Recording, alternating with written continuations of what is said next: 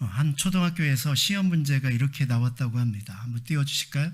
어떠한 일을 마음먹고 3일을 넘기지 못하고 그 뜻하는 것을 이루지 못해. 벌써 답이 나왔어요? 혹시?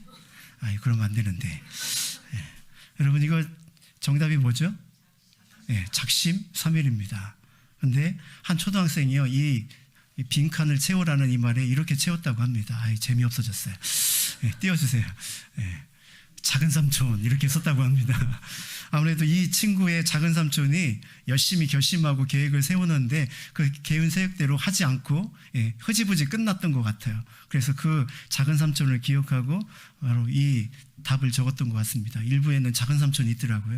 우리 전도사님이 우리 작은 삼촌인데 그래서 자기 얘기하는 것 같아서 막 껄껄대며 웃더라고요. 사실 여러분 어떻습니까? 여러분이 세운 계획들을 잘 지키고 계십니까? 리딩 지다스 처음 세웠던 결단들을 잘 지켜가고 있습니까? 혹시 그렇게 웃었지만 내가 작은 삼촌은 아닌가? 우리 스스로를 한번 돌아볼 필요가 있다는 것입니다. 성경은 우리에게 무엇이라고 도전합니까? 세월을 아끼나 때가 악하다라고 이렇게 도전합니다. 시간은 어느 누구에게도 기다려주지 않죠. 그냥 시간은 내 삶에 스쳐 지나갈 뿐입니다. 그 점에서 세상에서 가장 무서운 것은 죽음도 아니고 세월이 가장 무섭다라고 이렇게 표현하기도 합니다. 건강했던 분들이 하루아침에 건강이 세월의 흐름 속에 사라져버리고, 그렇게 용감하고 담대했던 분들이 세월의 흐름 속에 점점 나약해지는 내 자신의 모습을 발견하게 됩니다. 시간이 무서운 것입니다. 그래서 이 악한 시대에 시간을 아끼라, 세월을 아끼라는 이 말이 우리 삶에 큰 교훈이 되는 것이죠. 지혜로운 사람은 악한 세상을 탓하지 않습니다. 시간을 잘 관리하고 시간을 사용함으로 시간을 선용하는 사람이 지혜로운 사람이죠. 우리가 계속해서 믿음에 대해서 함께 살펴보고 있는데요. 믿음은 정의하고 한 문장으로 만들 수 있는 것이 아닙니다. 물론 그렇게 믿음이 무엇이다라고 말할 수는 있겠지만 그 말한 대로 사는 것은 다른 문제이죠. 로마서는 우리에게 믿음이 무엇이다라는 것을 정확하게 정의하며 가르쳐 줍니다. 반면에 히브리서는 그 믿음대로 사는 사람의 삶을 통해 믿음이 무엇인지를 우리에게 또 역설적으로 가르쳐 주죠. 2주 전에 우리는 노아의 믿음을 살펴보았습니다. 에녹의 믿음을 살펴보았습니다. 에녹은 하나님과 동행했던 믿음의 사람이었죠. 오늘 우리는 노아에 대해서 살펴보기를 원하는데요. 노아는 그 시대 속에서 시간의 의미를 알고 시간을 제대로 살아낸 진정한 믿음의 사람이었던 것을 보게 됩니다. 오늘 우리는 그 노아의 인생을 추적해 가면서 이 시대에 우리는 어떻게 살아야 될지를 우리 말씀을 통해서 한번 살펴보기를 원합니다. 먼저 7절 말씀으로 다시 한번 돌아가 보도록 하겠습니다. 같이 읽습니다. 시작.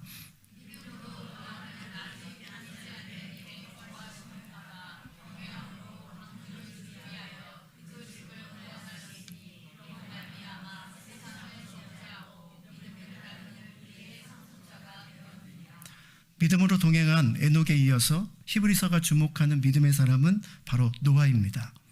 노아는 하나님의 말씀을 듣고 경외함으로 방주를 준비했다라고 간략하게 노아의 인생을 히브리서는 요약하고 있습니다. 사실 우리가 지난주에 살펴본 에녹은요, 성경에 딱 3번 등장합니다. 창세기와 히브리서와 유다서에 등장하죠. 반면에 오늘 우리가 살펴보는 노아는요, 성경에 굉장히 많은 분량을 차지합니다. 창세기 6장부터 9장까지 길게 그의 생애를 기록하고 있고요. 예수님도 마지막 때를 언급하면서 마지막 때가 어느 때와 같을 것이다? 노아의 때와 같을 것이다 라고 언급하며 바로 공강복음서에 자주 등장합니다. 오늘 히브리서에도 등장하고요. 예수님의 제자였던 베드로가 기록한 베드로 전서와 후서에도 노아의 이야기가 등장합니다. 그만큼 노아는 성경에서 가장 중요한 의미를 담고 있는 인물이라고 볼 수 있죠. 노아가 단순히 믿음을 가지고 방주를 지었다, 이것 하나만으로 노아 인생을 정의할 수 없다라는 것입니다. 우리는 노아가 왜 그 시대에 방주를 지었고 그리고 그것이 어떤 의미인지를 우리가 조금 더 깊이 살펴볼 필요가 있다는 것입니다. 노아는요, 아담의 10대 손입니다. 지지난주에 살펴봤던 에녹의 증손자이죠. 에녹이 7대 손, 그리고 노아가 10대 손이기 때문입니다. 에녹이 무드셀라를 낳고 아들을 낳고 이름을 뭐라고 지었죠? 무드셀라. 이 아들이 죽을 때 뭐가 온다? 세상에 끝이 온다라고 바로 그 이름을 지어 주었습니다. 그리고 그 끝에 해당이 되는 인물이 오늘 본문에 등장하는 바로 노아라는 인물입니다. 하나님께서 무드셀라를 통해서 세상의 끝이 온다는 사실을 알려주었지만 세상 사람들은 그 메시지에 귀를 기울이지 않았습니다. 그리고 시간이 흘러 그 끝에 해당되는 바로 노아의 시대가 도래하게 되었다는 것입니다. 그렇다면 노아가 살던 시대는 어떤 시대였을까요? 창세기 6장은요 아주 자세하게 노아가 살던 시대의 모습을 우리에게 이렇게 소개해주고 있습니다. 우리 5절부터 창세기 6장 5절부터 7절 말씀을 한번 좀 보도록 하겠습니다. 같이 읽습니다. 시작.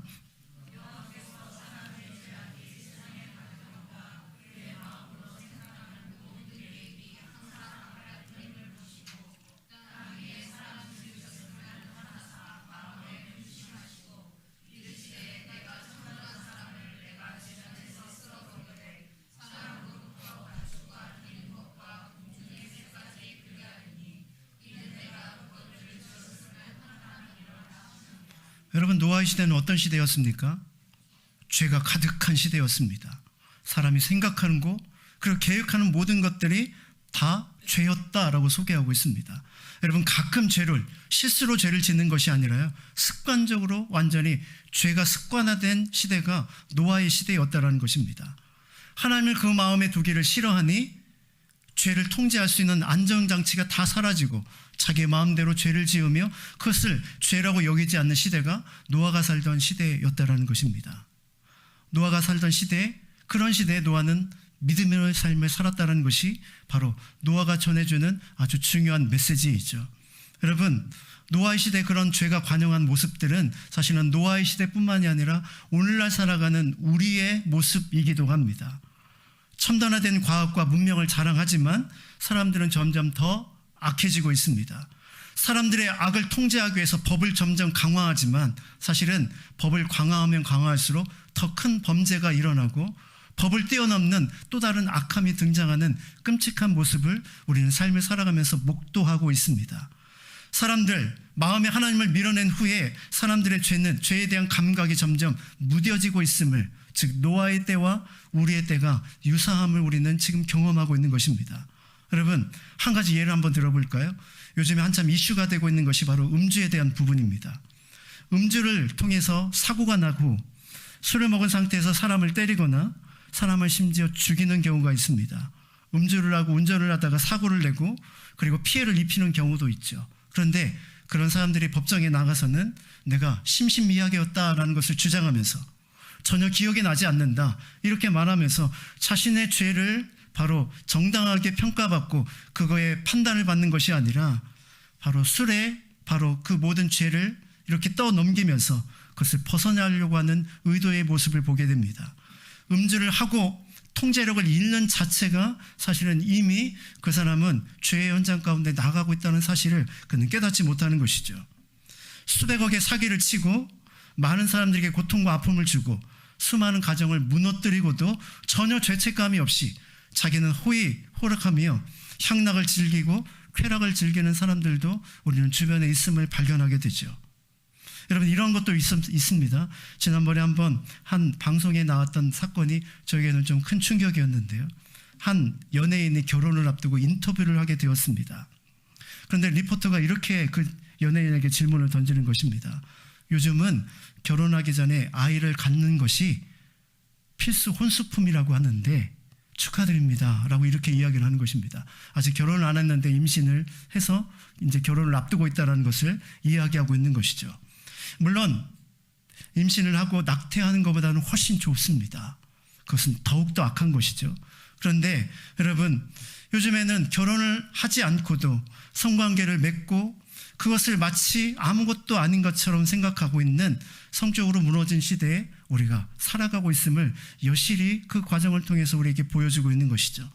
동성연애나 동성결혼, 이것을 허용하는 것은 인권의 문제고 다양성을 존중하는 문제다라고 하는 목소리들이 점점 커지고 있고 이것을 죄가 아니다, 선택의 문제다라고 말하여지고 있는 시대가 우리가 살아가고 있는 이 시대입니다. 이것을 죄라고 말하면 그것 자체가 혐오이다라고 말하는 시대가 우리가 살아가는 이 시대가 되어버렸다는 것입니다. 성경이 죄라는 것을 죄라고 말할 수 없는 시대에 우리가 살아가는, 죄로 간영된 우리가 살아가는 이 시대의 모습인 것이죠. 세상은 점점 죄를 죄라고 말하지 않습니다. 그것은 다양성이고 사람의 선택의 문제다라고 그렇게 말하죠.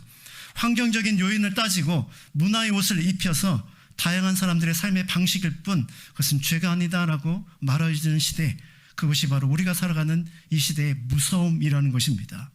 노아의 시대와 우리의 시대에 우리는 이렇게 살아가고 있는 것입니다. 그런데 여러분, 이거보다도 더 무서운 것이 있는데 그것이 무엇인지 아십니까? 창세기 6장 1절부터 2절에 보니까 이런 내용이 나옵니다. 이 말씀도 한번 같이 한번 볼까요? 같이 읽습니다. 시작.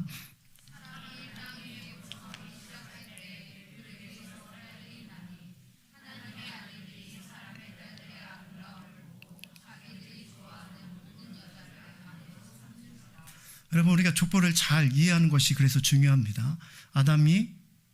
아담과 하가 누구를 낳았죠? 가인과 아벨을 낳았죠. 가인은 아벨을 죽였습니다. 그래서 대신해서 누구를 주셨죠? 셋을 주셨습니다. 그리고 이제 죄인의 가문인 가인의 그런 가문들이 흘러가고요. 하나님을 믿는 하나님의 가문인 셋의 가문이 흘러갑니다. 그런데 여러분, 이 둘이 합하여지는 시대가 어느 시대? 노아의 시대였다는 것입니다. 믿음의 사람들이 믿지 않는 사람들의 영향력 속에 점점 동화되어 가는 시대가 노아의 시대였다는 것입니다. 여러분, 세상이 악한 것은 어제 오늘 일이 아닙니다. 세상은 언제든지 악했습니다. 중요한 것은, 그거보다 더 심각한 것은 이 악한 시대 속에서 악을 거스르고 하나님의 뜻대로 살아야 될 믿음의 사람들조차도 그 믿음을 포기하고 버리고 세상화되어 가고 있는 것이 더 심각한 문제일 수 있다는 것이죠. 우리가 가장 경계해야 될 것이 바로 동화라는 것입니다. 우리는 전도해야 되지 동화되어서는 안 됩니다. 세상을 바꾸고 그리스도의 복음을 증거하여 그들을 그리스도께로 인도하는 삶을 살아야 되지 우리가 세상화되어서는 절대로 안 된다는 것입니다. 그런데 이 경계가 무너진 것이 바로 노아의 시대였다는 것입니다. 하나님이 주시는 복에 만족하고 힘들어도 어려워도 그 믿음을 지키며 하나님과 동행하고 하나님을 예배했던 에녹과 바로 그런 삶을 살아가는 것이 아니라 이제 그런 것이 다 무너지고 변질된 시대가 되어버렸다는 것입니다. 가인의 후손들은 도시 문화와 화려한 문명을 만들어냈습니다. 그리고 이것에 믿음의 사람들이 점점 홀리기 시작했다는 것입니다. 세상의 번쩍임과 화려함을 점점 추구하기 시작했다는 것이죠. 우리식으로 바꿔보면 어린이 부서, 청소년 부서에서 열심히 훈련을 받고 잘 자랐는데 이제 성인이 되어 세상에 나가기 시작하면서 세상에 눈뜨기 시작하는 것입니다. 세상의 화려함과 세상의 문화에 점점 마음을 빼앗기기 시작하고 교회를 뜨문뜨문 다니다가 이제 교회를 거부하고 세상으로 나가고 있는 이 시대의 젊은 그리스도인들의 모습이 마치 그런 모습은 아닐까, 그런 생각을 하게 됩니다. 세상에서 살아가다 보니 믿음의 삶을 살아가는 것은 바보스럽게 느껴지고 그렇게 즐겁고 즐길 수 있는 것이 너무나도 많은데 이것을 포기하고 하나님을 따른다는 것이 미련해 보이는 그런 상황에 빠지게 되어 점점 그 속으로 점점 깊이 들어가고 있는 것입니다. 나가보니 너무 재밌거든요. 하고 싶은 것이 너무나도 많이 늘어나기 시작합니다.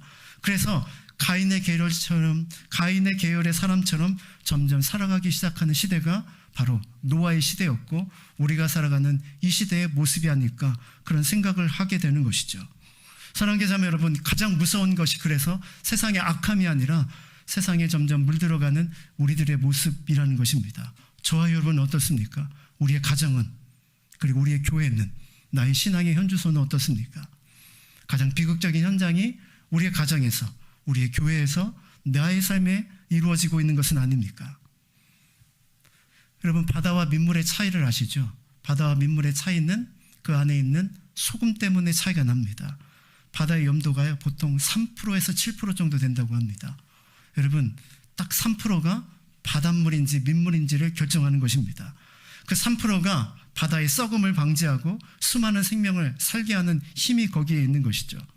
여러분, 이 세상 가운데 단 3%의 크리스찬들이 그 사명을 온전히 감당해도 세상은 얼마든지 사실은 변화될 수 있다는 것입니다. 그 단 3%가 그 역할을 감당하지 못하면 그 세상이 점점 악하여 그때가 바로 심판의 때가 도래하고 마는 것이죠. 저와 여러분은 3% 안에 속하는지 우리 자신의 삶을 돌아보아야 한다는 것입니다. 세상의 거대한 악 앞에서 우리는 너무 무력하게 느껴지지만 아니요. 세상 앞에서 우리는 단 3%로 존재할 수 있습니다. 그 3%가 세상을 유지하는 가장 강력한 힘이기 때문이죠. 여러분, 노아가 살던 시대가 그런 시대였다는 것입니다. 악이 넘쳐나고 믿음의 사람들도 하나씩 둘씩 무너지기 시작하는 그 시대에 그러면 노아는 어떤 삶을 살았을까요? 8절에 노아의 삶을 성경은 이렇게 요약하고 있습니다. 8절 말씀, 그러나 노아는 여호와께 은혜를 입었더라. 여러분, 이 8절에서 가장 중요한 말씀이 뭘까요? 8절에서 가장 중요한 말씀이 뭘까요? 제가 이렇게 질문을 던지니까 함부로 말했다간 틀릴 것 같으니까 대답을 못 하시는데, 여러분 8절에서 가장 중요한 메시지가 뭘까요? 그러나입니다. 그러나 악해지고 믿음의 사람도 다 무너진 그 시대에 노아는 어떻게 살았다고요? 그러나의 삶을 살았다는 것입니다. 다른 삶을 선택하고 다른 삶을 살았다는 것이죠. 세상에 당연히 여기는 것을 노아는 거부했습니다. 세상 사람들과 점점 동화되는 그 사람들의 유혹을 떨쳐버리고 다른 삶을, 구별된 삶을, 성경적으로 말하면 거룩의 삶을 그는 살았다는 것입니다. 그의 삶이 어떤 삶을 살았기에 노아가 하나님께 은혜를 받았냐면 9절에 더 구체적으로 우리에게 이렇게 표현해주고 있습니다. 6장 9절 말씀 같이 한번 보도록 하겠습니다. 시작.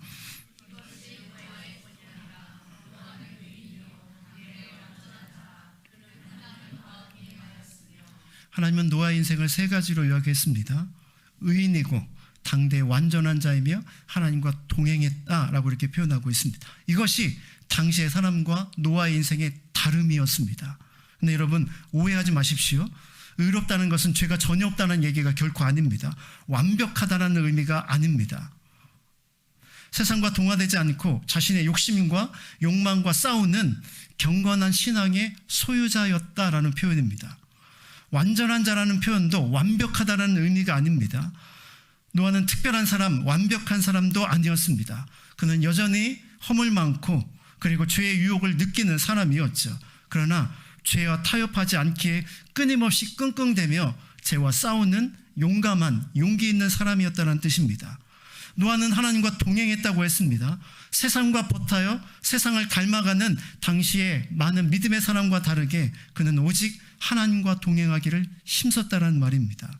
여러분, 누가 의인이고 완전한 자이고 누가 하나님과 동행하는 자일까요?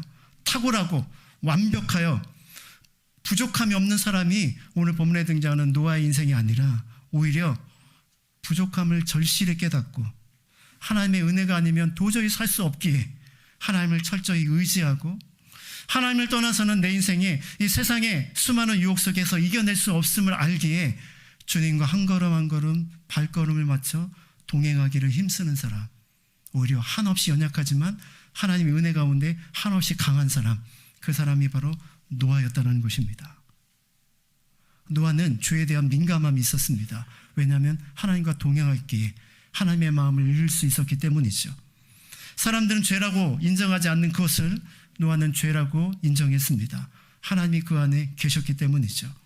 한 걸음 한 걸음 뛸 때마다 힘들고 버겁지만 종종 걸음으로 주님과 동행하기를 힘쓴 사람, 그 사람이 노아였다는 것입니다. 하나님과 동행, 우리는 딱 이것만 하면 누구를 생각을 하죠? 지지난주에 배웠던 에녹의 삶을 생각하지만 그보다 더 오랜 시간 하나님과 동행했던 사람이 노아라는 인생이라는 것입니다. 에녹의 증손자였던 노아, 그 믿음 안에 바로 하나님과 동행함이 그 안에 새겨져 있었다는 것이죠. 여러분, 이런 말이 있습니다. 세상에서 교회가 교회답게 살아가면 세상은 교회를 미워한다. 그러나 세상과 비슷하게 닮아가면 세상은 교회를 조롱한다. 여러분, 교회는요, 성도는 이래도 욕먹고 저래도 욕먹는 것이 교회이고 성도라는 것입니다. 그들과 다르게 살아가면 야, 너는 뭐 특별나? 왜 그렇게 살아? 라고 그렇게 욕을 하고요. 그들과 비슷해지면 속으로는 그래, 네가 뭐 별거 있냐? 이렇게 속으로 욕을 한다는 것입니다. 사랑하는 자매 여러분, 이왕 욕먹을 바에는 잘하고 욕먹는 게 낫지 않겠습니까? 세상 사람들이 비웃는 삶을 살아가는 것이 아니라 때로는 힘들고 어렵더라도 세상과 구별된 삶을 살아가는 노아의 인생을 우리가 살아야 되지 않겠습니까? 언제까지 세상을 탓하고 환경을 탓하며 세상이 그래서 나도 어쩔 수 없었다라고 그렇게 말하는 노아 시대에 세상을 향해 쫓아갔던 사람들이 아니라 세상이 어떤 삶을 살아가든지 세상이 어떻게 변해가든지 심지어 믿음의 사람도 다 무너지더라도 나는 하나님의 자녀로 하나님과 동행하겠다, 믿음의 결단을 하는 그런 삶을 살아야 되지 않겠습니까? 이 일이 너무나 힘들고 어렵기에 하나님의 은혜가 아니면 안 된다는 것을 알기에 하나님 앞에 날마다 겸손히 엎드려서 하나님 내게 은혜를 주십시오. 이 세상 앞에 이것을 감당하기가 너무 힘드니 하나님의 은혜가 아니고는 내가 믿음의 삶을 살 수 없으니 하나님 내게 은혜를 주십시오. 이렇게 겸손히 엎드리는 진정한 노아 같은 인생이 되어야 하지 않겠습니까? 이 땅 가운데 하나님께서 기뻐하시는 은혜를 입었던 노아의 인생이 저와 여러분 우리 교회가 될 수 있기를 주님의 이름으로 축원합니다. 노아의 삶은 이렇게 세상과 구별된 삶을 살기에 끊임없이 영적인 전쟁을 치루었고 그렇게 그는 점점 하나님을 닮아가는 믿음의 삶을 살 수 있게 되었습니다. 노아 인생 가운데요 가장 중요한 단어가 또 하나가 있는데요. 그것이 바로 충만이라는 단어입니다. 노아는 하나님을 닮기를 원했고요. 노아의 인생은 충만했습니다. 그 시대는 충만한 시대였어요. 뭐가 충만했죠? 죄가 충만했죠. 그 시대는 죄가 충만했습니다. 근데 여러분 죄가 충만했다는 이 뜻의 또 다른 이면에는요 죄가 충만하면 뭐가 옵니까? 하나님의 심판의 때가 찼다라는 의미입니다. 죄가 충만한 곳에 이제 하나님의 심판이 이르게 되는 것이죠. 이것을 막아야 되는 사람들이 믿음의 사람입니다. 그런데 믿음의 사람들, 믿음의 방파제가 무너지기 시작하면 그때 세상의 끝이 오는 것이죠. 여러분 종말은 다른 때가 종말이 아닙니다. 믿음의 사람들이 무너질 때가 그때가 성경적인 종말의 때라는 것입니다. 하나님은 성경에 보니까 노하기를 더디하시고 은혜와 공율이 크신 분입니다. 그러나 때가 되어 심판의 때가 차면 하나님은 심판하시는 분이 또 공의의 하나님, 우리의 하나님이시죠. 이런 악한 시대에 하나님께서 노아를 부르고 계십니다. 그리고 이렇게 말씀하시죠. 11절부터 14절까지 말씀을 한번 보도록 하겠습니다. 함께 읽습니다. 시작.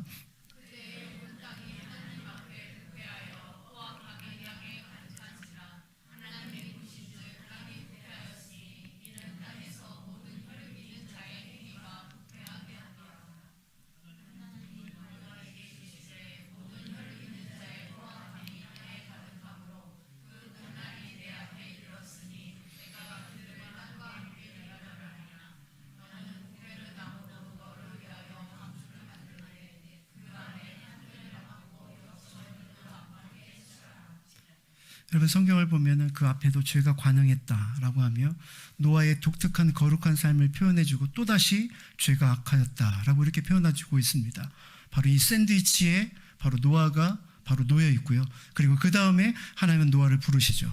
그리고 그에게 사명을 주십니다. 우리가 잘하는 방주를 지으라는 사명입니다.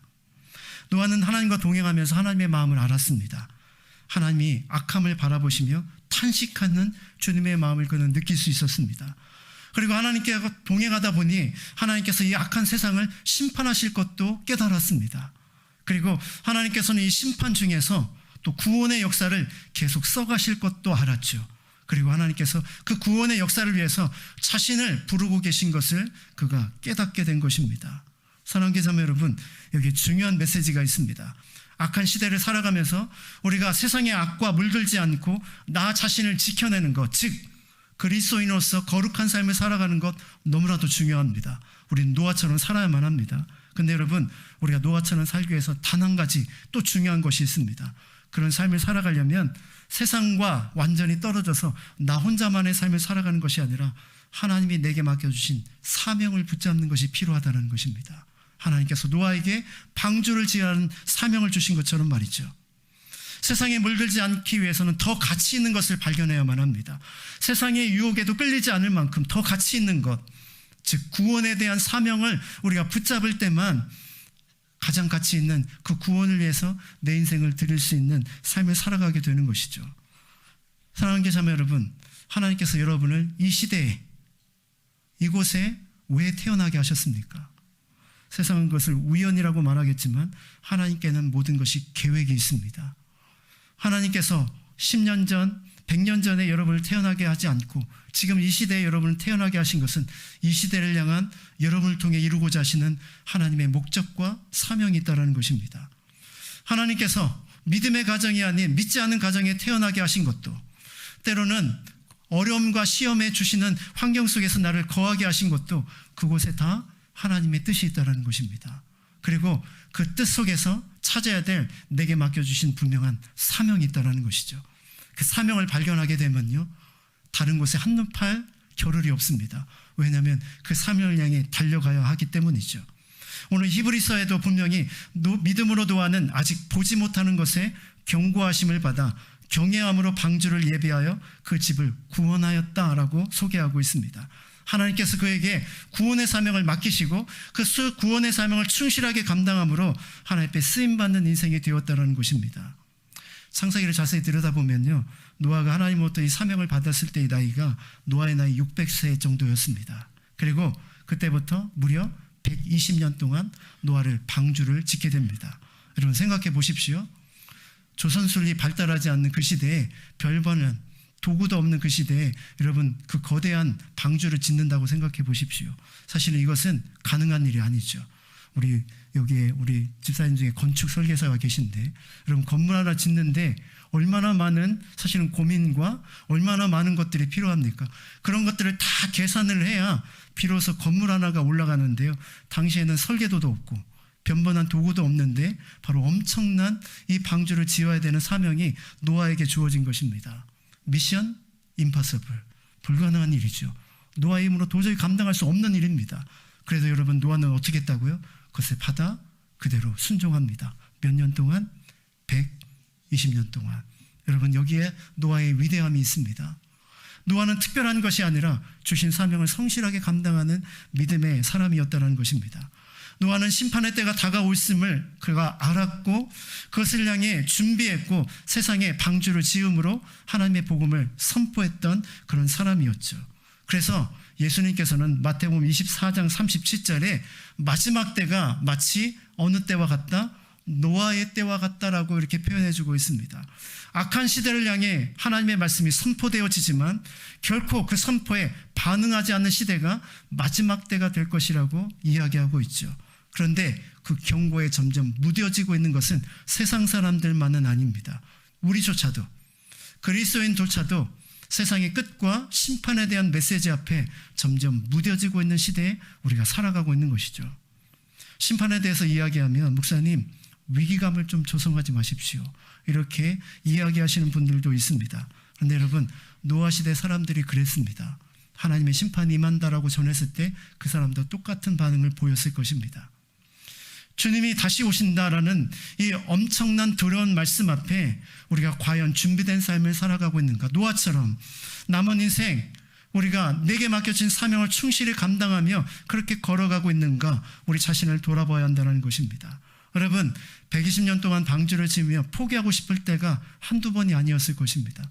이것을 내가 과연 이룰 수 있을까? 그가 걱정하며 고민도 했을 것입니다. 여러분 우리의 삶도 그렇지 않습니까? 우리가 믿음의 삶을 살아가는 것이 결코 만만치 않죠.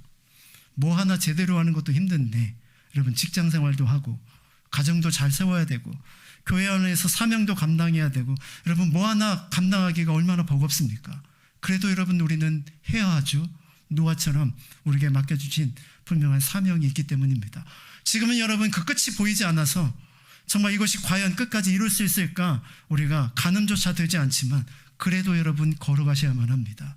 그러면 결국 방주가 바로 지어지고 그 방주를 통해 나의 가정과 나의 삶이 구원받는 것처럼 우리의 삶도 그런 은혜의 때가 반드시 도래하게 된다는 것입니다. 하나님께서 여러분에게 어떤 사명을 주셨습니까? 그 사명에 여러분은 어떤 반응을 보이고 계십니까? 이 시대에 나를 태어나게 하셔 주신 그 사명을 주님 부르시는 그날까지 끝까지 지키며 나가는 그런 인생이 될 수 있기를 주님의 이름으로 축원합니다. 여러분 노아가 지은 방주를 한번 좀 더 깊이 한번 들여다볼까요?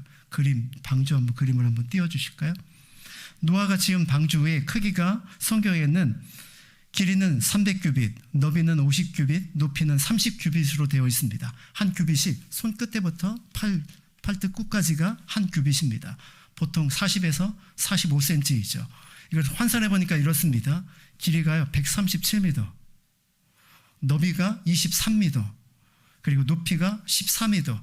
우리 건물로 해보면 한 3층 높이에 해당되는 그런 거대한 구조물을 가진 것이 바로 노아가 지은 방주였습니다. 여러분, 지금에도 이 배를 짓는다면 결코 쉽지 않는 그런 과정이었을 것입니다. 하나님 왜 이런 거대한 배를 지으라고 하셨을까요? 그곳에 들어갈 많은 생물들을 구원하기 위해서는 이 정도의 구조가 필요했기 때문입니다. 창조과학에서 그 신비를 밝혔는데요. 이 배가 얼마나 완벽하냐면 폭풍 후에도 절대로 뒤집히지 않는 완벽한 구조를 가지고 있다라고 이렇게 이야기합니다. 여러분, 근데 더욱더 놀라운 것이 있습니다. 이 배 구조입니다. 이 배는요 3층으로 되어 있는데요. 창문이 아까 그림에 보면 맨 위쪽에 이렇게 나와 있습니다. 폭풍우가 치는 그 풍랑 속에서 그들은 폭풍을 보지 못하게 만드셨습니다. 하나님께서 무엇만 보게 만드셨죠? 하늘만 보게 만드셨습니다. 폭풍을 바라보면 두렵고 떨려서 더 이상 잠 못 이루지 못할 노아와 그의 가정들을 바라보시면서 하나님께서는 그들에게 은혜의 구조를 허락하신 것이죠. 또 하나, 여러분, 그 배는요 방향키가 없다고 합니다. 방향을 자신의 마음대로 결정할 수 있는 것이 아닙니다. 그냥 배의 흐름에 따라서 떠다니는 구조로 되어 있습니다. 여러분, 노아의 홍수는요 노도 없습니다. 앞으로 뒤로 옆으로 갈 수가 없습니다. 그저 바로 인도한 대로 갈 수밖에 없는 배가 노아의 홍수이죠.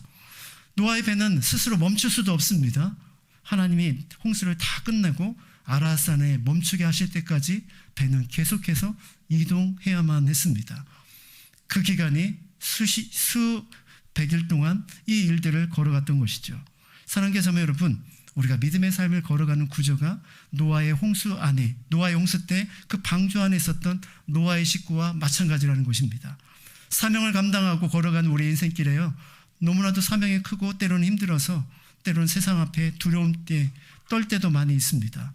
세상을 바라보면 나는 한없이 작아 보이고, 그리고 그 세상의 앞에 무너지는 내 자신의 모습을 보게 되죠. 여러분, 그때 우리는 세상을 볼 것이 아니라 어디를? 하나님께서 내어주신 창문을 통해 하늘을 바라봐야만 합니다. 어디로 가야 될지, 내 인생의 방향을 어디로 틀어야 될지 알지 못하는 때가 있습니까? 아니요. 하나님께서 여러분의 삶의 방향을 반드시 인도해 주실 것입니다. 언제 멈춰야 될지 알지 못합니까? 아니요. 하나님께서 멈추실 때가 분명히 있을 것입니다. 이것이 노아가 걸어갔던 진정한 믿음의 삶의 모습이죠. 세상은 모든 것을 알아야 된다고 말하지만 노아는 믿으면 알게 된다라고 우리에게 설명해 주고 있는 것입니다. 세상은 방향을 잡고 나아가라고 말씀하시지만 노아는 주님을 바라보면 인생의 방향을 잡을 수 있다라고 우리에게 소개해 주고 있는 것이죠. 중요한 것은 내가 방주 안에 있느냐, 방주 밖에 있느냐가 중요한 것입니다. 모든 사명을 마치고 방주 안에 들어가면 하나님께서 그 방주를 통해 그의 생명을 지키시고 인도하시는 것처럼 우리의 삶도 그렇게 인도하고 지켜주시는 것이죠. 노아는 전적으로 순종했습니다. 하나님의 말씀 앞에 무려 120년 동안 말이죠. 우리가 걸어가야 될 삶의 모습이 이와 같은 모습입니다. 세상은 방주가 지을 때 수많은 사람들이 그를 비웃었을 것입니다. 노아는 그러나 그의 비웃음에 신경 쓰지 않았습니다. 노아는 방주를 짓는데 집중했을 뿐이죠. 하나님의 사명을 감당하는데 집중했을 뿐입니다. 이것이 우리가 믿음으로 살아가야 될 삶의 진정한 자세이죠. 믿으면 순종하게 되고 순종하게 되면 하나님의 역사를 보게 될 것입니다. 이런 노아의 순종의 삶이 저와 여러분의 삶이 될 수 있기를 주님의 이름으로 축원합니다. 여러분, 로댕이라는 사람의 생각하는 사람이라는 그런 조각품이 있습니다. 여러분 잘 아시죠? 앉아서 팔을 베고 이렇게 생각하는 그 그림입니다. 이 그림이요, 이 조각상이 바로 어떻게 만들어졌냐면요, 단테라는 사람이 쓴 신곡이라는 책이 있습니다. 두꺼운 그런 고전문학인데요, 이 고전문학의 지옥편에 보면 지옥 문 위에 바로 조각품이 하나 있는데 그것이 바로 생각하는 사람이었습니다. 뭐냐면 지옥 문 앞에서 자신의 인생을 돌아보고 있는 것입니다. 이 지옥에 들어가면 어떻게 될까 생각하는 것이죠. 근데 이 생각하는 사람이 주는 메시지는 그때 생각하면 이미 늦는다라는 것입니다. 생각해야 된다면 언제 해야 된다고요? 지금 해야 된다는 것입니다. 지옥 앞에서 서서 그때를 후회하며 과거를 돌아보면 그의 인생은 이미 사실은 늦었다라는 것이죠. 사랑하는 자매 여러분, 세상의 유혹 앞에 이겨내는 것 결코 쉽지 않습니다. 그러나 오늘 우리가 세상과 맞서 담대히 싸우고 하나님의 은혜 속에 바로 걸어가는 이 한 걸음 한 걸음이 바로 우리에게 진정한 믿음의 길인 것을 믿으시길 바랍니다. 그리고 그 길을 끝까지 성실함으로 달려가 하나님 앞에 섰을 때 나의 수고와 나의 땀, 아니 이 모든 것이 하나님의 은혜였다고 고백하는 참 믿음의 삶이 저와 여러분의 삶이 될 수 있기를 주님의 이름으로 축원합니다.